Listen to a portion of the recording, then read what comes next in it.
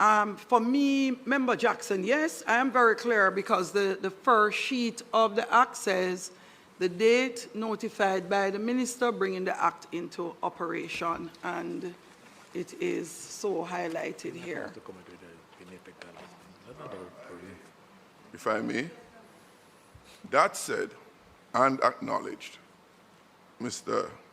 Director, the exercise that you are going through with all the recommendations that you set out that would ultimately come to the Parliament through this committee represents mere proposal in the context that a parish does not exist. Member, I wouldn't be able to agree with you there as No, chair. no. And I'll tell you why. Madam Chair, because Madam this, Chair. This is already, Madam Chair. This is already law. Madam Chair. And Mr. Brown, may I speak? No, Member? but I wasn't completed. Could you allow so me? So that is not a question we can ask, But Mr. Madam Brown. Chair, why can't I be allowed to ask my question? Mr. You Brown, can differ. No, Mr. Brown is not in a position. But let him determine that. He's here to answer. He actually answered that question before. No, but I want the clarification from him. So can't I be granted that privilege? Well, the AG answered us last meeting, member. Madam Chair, is this a committee of all members? Hold on a moment. Mr. Jackson, most inappropriate, Member Jackson. So, Member Jackson, Mr. Brown answered that question for you before. He cannot speak to anything legally as it relates to the Act of Parliament.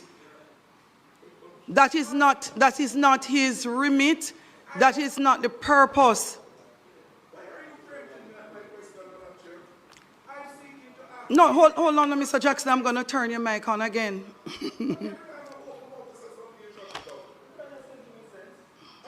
No, you can't tell the man if he's making sense or not. Member, no, member, not appropriate.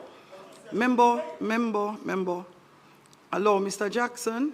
So, Mr. Jackson, you can ask your question. However, I caution you, Mr. Jackson, Member Jackson, that we have already established, both in the last meeting and earlier today in this current meeting, that it is not Mr. Brown's remit to speak to anything as it relates to legal designation about anything to do with the parish, anything to do with the parish. It is a parliamentary procedure passed in Parliament, and this is where the discussion would have to be only in Parliament. When Mr. Brown and the ECJ comes back to us, it will be a discussion about boundaries, which is the remit of the committee. And I would say to you, Mr. Brown, since Mr. Jackson is feeling so aggrieved, remind you, it is not your remit to speak as it relates to the legal document in respect of the establishment of the parish. Can I speak now, Madam Chair? Member Jackson and then Member Hilton. Okay, thank you. You know, Madam Chair, before I go into the crux of my question, these committees of Parliament, for all the years that I've been here, provides a forum for members of Parliament to seek and obtain clarification on issues from members who appear before here. So it is the privilege accorded a member to ask any question for their own clarification.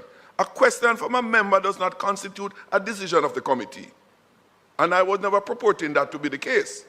I was proceeding to ask of the executive, of the director of election, if it's his understanding, he can answer yes or no.